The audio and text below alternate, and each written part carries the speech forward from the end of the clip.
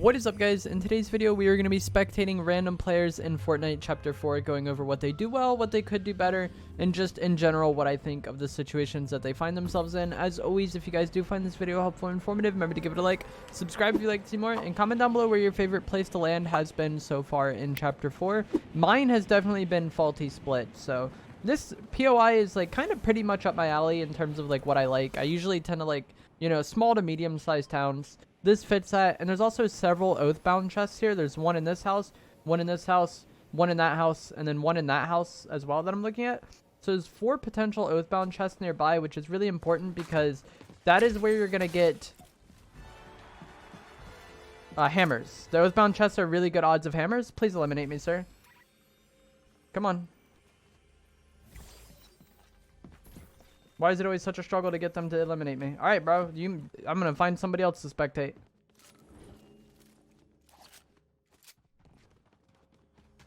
Mins didn't want the free crown.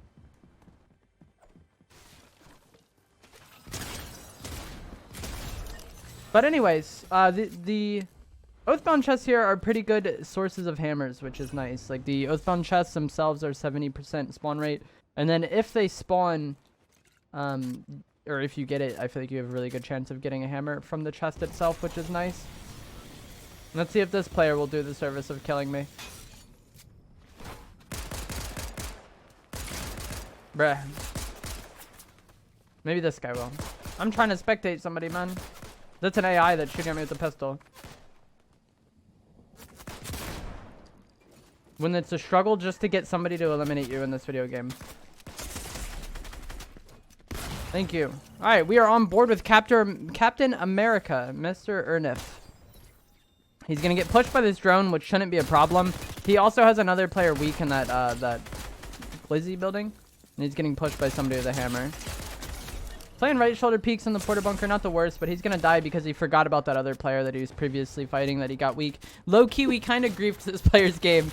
He's just shooting at somebody, and then we ran up to him for no reason, brought an AI to him, but now that I'm dead, suddenly there's people all over the place. We got TTV Vertex out here with a heavy shotgun. Has a really insane range, but you have to be perfectly accurate with this weapon. It shoots one single bullet instead of a spread of pellets like every other shotgun. So you have to be perfect when it comes to the heavy shotgun. But if you are, you're able to hit for really far damage and typically really far range and high damage.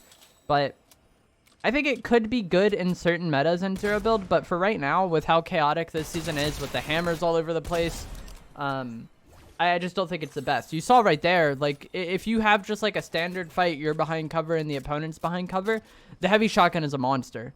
But in the fights you tend to use your shotguns in, you know, those chaotic up-close engagements, usually you're going to be pushing somebody with a hammer, or maybe they're going to be trying to hammer away.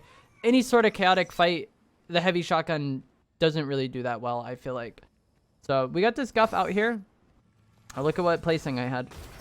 He got the balloon augment. I'm not a fan of this. We're gonna see if he's gonna go for the balloon strat. Some people like to just balloon in the sky, just all game, and just exist super high up and then hope they can get a cheesy win that way. We'll see if this guff is gonna do that. Some people just also like it for getting around the map, kind of like how he's doing right now. I'm not a huge fan of the balloon augment. I view it as more of like a curse than anything else. Like I've never been a fan of the balloons when they were in the game. He's got multiple though, and as you see from that Oathbound chest, he got a hammer. He ended up going away from the heavy. Like, he probably was just using it off spawn because that's what he had to use. Not really sure what this player's doing. Imagine he accidentally limbed himself to fall damage there. There's somebody in here. Talking to Jules. A lot of the people that use that balloon playstyle, I feel like they like the Excalibur. They just shoot from the sky with that weapon, and since you're not constantly shooting, like if he was to shoot somebody with his red eye AR, he has to shoot so often that they're going to figure out where he is, you know? But the Excalibur or the bows are kind of quiet, and so if you're trying to be like stealthy in the sky with the balloons, they work a little bit better, I feel like.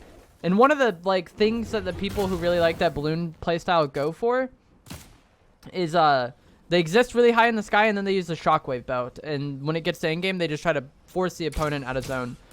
And we might see this player fall victim to the balloons.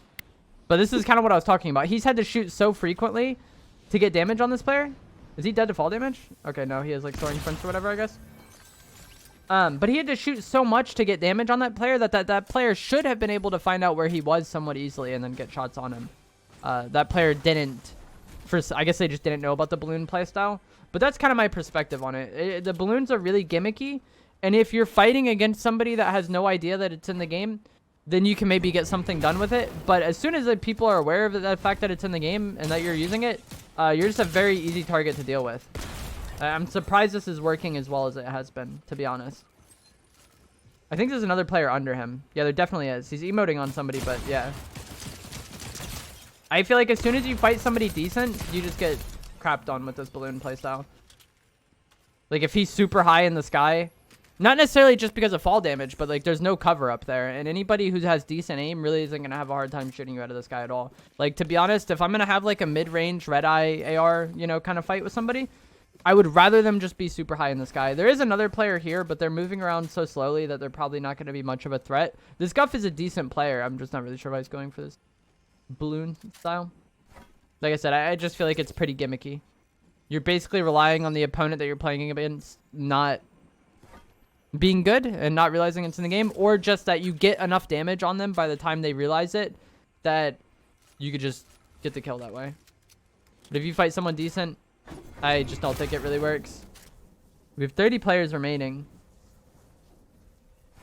Fighting at the gas station. This could be pretty good here, honestly. This gas station is always so chaotic, and he's going to have a really easy time just getting shots on these players. They ended their fight rather early. And this kind of goes to show what I was talking about. If he gets enough damage on the person before they realize it, then it almost won't matter. Like, by the time that player shot there, he had done 150 damage, I think, roughly to them. And it's hard to come back from that, you know? The player's healing. He should have shots on this. He's shooting the keg when he doesn't need to. This is a kill 100%. I would be surprised if he loses this fight. But there's another player coming from his right.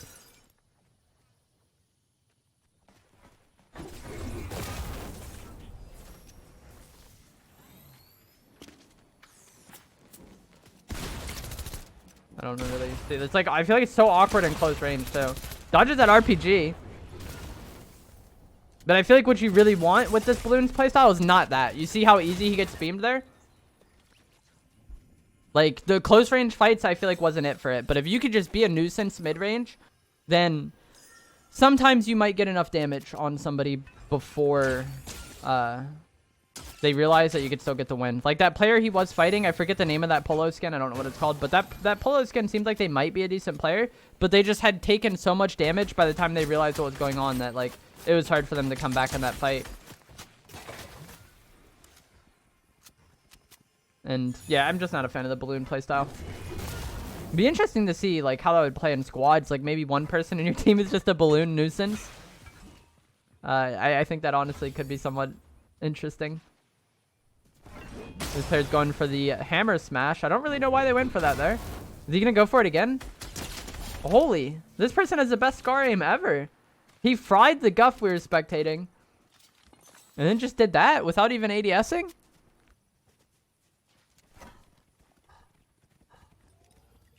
This man's really drinking a big pot for 12 shield. If I was them, I would ditch these bigs at some point. The bigs are pretty bad right now. Allegedly, they're getting updated to the point where it'll work somewhat like Medmist, where you can just drink and then get shield for what you need rather than having to consume it all, which I do think would be a pretty good change if that does end up coming true. I believe HypeX posted it, so it probably is true to an extent. You just never know with those sorts of things if Epic are going to go through with it. But I feel like big pots are pretty outdated, and they have been for quite a while. So I feel like kind of making it work more like Medmist, where you just kind of drink from it and then get shield based on what you drink or how long you drink, would be a pretty interesting change, and I could see them being viable at that point.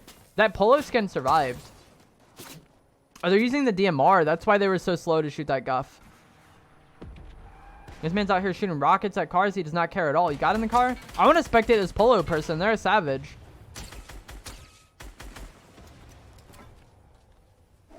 He's going to try to third party this fight. It doesn't seem like either of these players have taken that much damage, though. Okay, maybe. Yeah, the polo's cracked. But now he's pinched. What is he doing? This is like an awkward situation. He's going to try to go for the polo skin here. So, like, I feel like when you're in this type of situation where, like, you're third-partying a fight you just want to get rid of one of the people. That way you're not dealing with two people at once. And I think the safer play for him here might have just been to focus on that other person and let the Polo player leave. But he's like really tunnel vision on this Polo player. Took a decent amount of damage, but he had a like huge HP advantage going into this. Yeah.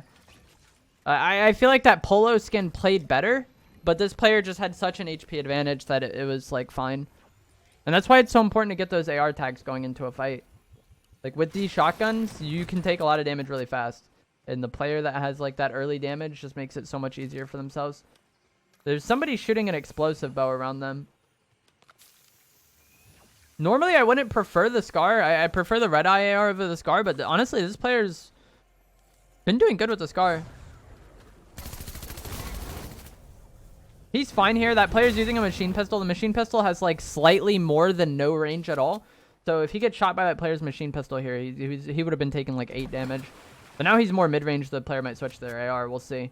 But that is one of the things I really dislike about the machine pistol, and why I like the tactical pistol and the twin mag more than it is I feel like in a lot of fights where I'm using my spray weapon to finish somebody, they might just hammer away.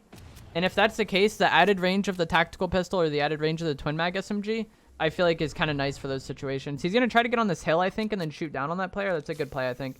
You can use the med mist while moving. Is there a player behind him? He's like worried about that NPC. I feel like he should have just like kept going forward.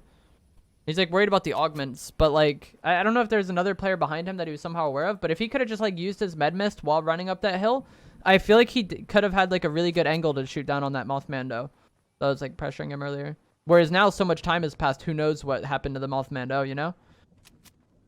They're probably not lingering here anymore. They're probably in some of those buildings, and now like what do you do? There's hecka bushes there. That's from one of the Rift encounters where it spawns a lot of bushes. That is unique. Imagine having an end that just like happen in your end game. We have 10 opponents remaining. I'm not sure if Wiki is going to win this game. There's some things I've liked about them, but like there's also some things that's been kind of questionable. I feel like the fight versus that Polo skin, they didn't play the best, but their Scar aim was brutal versus a few of the players they killed. So if they get the right timing with that, like, they might just win the game off it. The footsteps underneath him are from the NPC. I think I just saw somebody in that apartment building in front of him. In the window, the upper one. I could be wrong, though. There's the Mothmando. It's not really worth shooting here, I don't think, because he's not going to get the kill anyways. I feel like you want to move up if you're him and then maybe pressure the Mothmando. Similar to the earlier time where he could have looked down from the mountain and shot him. That Mothmando is going to have to come out this way. Zone is far, but they have a hammer. And they have a med mist. Personally, if I was them, I would have really wanted to kill that Mothmando earlier and then check this area for splashes, because there's a lot of coolers in Faulty. This player didn't land here, so he didn't really know what it was like or how looted it's been. But there's a lot of coolers here. And then also Faulty was a gold zone this game. And with the drones, each drone you kill drops 2 healing items. So you have really decent odds of getting splashes from them. And from the coolers that are there, I feel like they definitely could have like came away with a bunch of splashes out of that area rather than the med mist. This should be a kill. Nice. He gets a crown there. I think he already has one, though. At least he should, because he killed the player that had my crown. Personally, I would take those minis over the... Yeah, okay. Prefer to carry shield items over the white heals. If you're going to carry 2 items, then maybe you throw in a white heal item, but just carrying shield, I think, is more important, because in a fight, you're more likely to take shield damage. And then there's also, like, a bunch of ways to like, kind of get white health on the map. So like animals that you can kill for meat. I mean, there is berries around the map that give you white or blue, but like campfires, all the vegetables. So there's just like a lot of ways to gain white, just like existing on the map. And also splashes get both, which is what I prefer to carry. This should be an easy kill. He just cracked his shield on 1 shot, and this player was coming out of zone, so they're probably already somewhat weak. Zone isn't hitting for a ridiculous amount of damage here, but it's not irrelevant either. 2 DPS, like that isn't a lot, but you can get to the point where like you've taken a decent amount, you know, rather quickly. I don't know where this player went. They're probably in the house.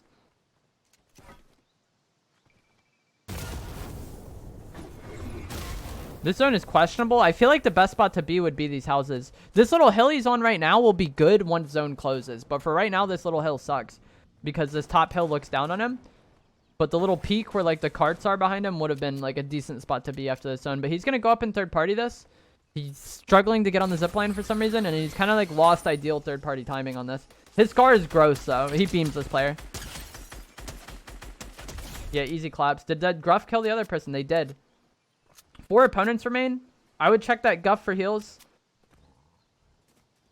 Like, minis are fine, but I just don't really feel that confident in them in 0 build. If somebody gets shots on you, especially with the mobility we have this season in the Shockwave Hammer and the Shockwave Bow, it's very easy for somebody to close the gap on you very quickly, and you're not really going to have time to get minis off. The zone is also really wide open. I think there's splashes to his left. I'm not sure if he saw somebody in front of him or what, but I think there was splashes in this bush. I could be wrong. Bro, I wish I could, like, turn the camera. He got an upgrade to his Scar, which is nice. He was previously on a green one, and he was frying with it. I actually got really good loot here. I don't really know what he's doing. Like, it's really unlikely anyone's coming from that spot. Yo, there's big pots. That's what I saw. Someone shockwave hammering to his back right. And you want to get shots on that if you're him. Because, like I said, the mobility this season is so insane because people can move around so much. But I feel like a lot of people kind of... Oh, there is splashes. He just doesn't want them?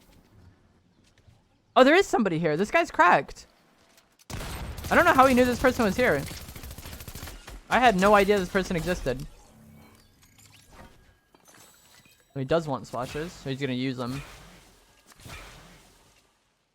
But anyways, like I was saying, so there's a lot of mobility this season. And I feel like people kind of put themselves in bad spots because they're used to having that good mobility. But if you hear someone use a few hammer charges just to move around the map, then it's probably going to be on cooldown when you end up tagging them. And then you're going to have an easier time finishing them. They might be carrying multiple hammers at the point where it just doesn't matter. But yeah. Like if you hear someone hammer 3 to 4 times, then their hammer is on cooldown and they don't have one anymore, most likely. Some people do carry multiple hammers, but it's not the most popular thing. That spot right in front of him is what I was talking about before. Like, that'll be a decent spot once this hill is no longer in zone. But this hill is in zone longer than I thought it was going to be. He's 3 opponents remaining, and he's in a really good spot because he has so much of this zone to himself. Like, he's been fighting up here for so long. If there was anybody else here, he probably would have gotten third-partied. So... to me, what that means is that the rest of the people are probably riding in that village. There's probably like 2 people in that village that are going to have to fight each other. And then maybe 1 person on the other side of zone where he was just looking in front of him there. But yeah, the fact that he's just been over here for so long and nothing has happened to him kind of indicates that the rest of the lobby's on the other side of zone, I think. And that's good for him because then they're going to have to fight. He doesn't have the best range to third party it with the Scar, but his Scar aim has been really good. He kind of moved early. He could have, like, sat on the top of that hill. Like, he didn't need to move right away. And he could have had shots on this. But he was, like, worried about, like, actually being in zone. Even though, like, it takes a while for Storm to move. Like, look at the distance zone has to travel over here. He was, like, right here. It has 40 seconds to get right here. Like, he was on slow side of zone, so he could have, like, been chilling. You want to get third party this, bro. What are you doing? I feel like he's panicking. I mean, maybe the people aren't committed to fighting, but if you're in this situation and people are fighting, you want to third party that. Bro, this guy's aim is so good. He might lose here, though, just because of the range of the red eye or the DMR, whatever one he's getting shot by. It's going to be hard for him to deal with the Scar. All his heals are gone. There's still 2 players remaining. Best case scenario for him right now would be that the other people fight. Like, if the person that was just tagging him gets flanked by somebody else, but he has no cover now. And he's going to end up rotating into the other player. He's just going to go for the kill on this. He could have hammered that guy into zone because this guy was so far on the edge. I am mind blown at this. This is an atrocity. No shot. The last player should third party him, though. And this... What? They missed the hammer. I'm, like, stressing out. It's so laggy, too. Bro, this gives me more anxiety than playing. Low key. He got hit. No shield. And he loses the game. GG's. That goes to show what I'm always talking about, though. If it's a 1v1v1, you do not want to have an elongated fight with somebody. If it's a 1v1v1, you want that fight clean. The better play, I think. I don't like using the hammer as a weapon too much, but with the shockwave effect of the hammer, he could have shockwaved up to the guy, the person who ended up getting third, and then hammered them out of zone, and then quickly turned and got shots on this guy to kind of, like, pacify him a little bit, because he shockwaved over that player while he was pushing the other one that was frying him. I agree that he had to do something there. He was in a bad spot, but shockwave that the player who got third out of zone, turn and fry the guy who ended up winning the game, and then maybe put shots on the other guy that you hammered out of zone. He could have, like, by tagging people and by doing damage to them, kind of, like, kept pressure off him there. But just having a really long fight versus that player that ended up getting third, even though he ended up winning it, ends up griefing him in the long run. Even though that player who ended up winning the game was kind of throwing, that should have been an easier fight for him to clean up. He was a little slow to third party it.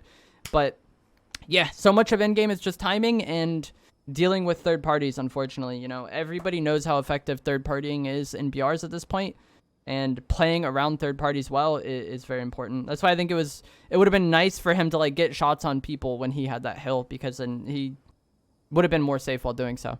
But that is going to be it for this video. I hope you guys found it helpful, informative, interesting, whatever. If you did, remember to give it a like, subscribe, comment down below what your favorite place to land so far in Chapter 4 has been, and I'll see you guys in the next video. Thanks for watching.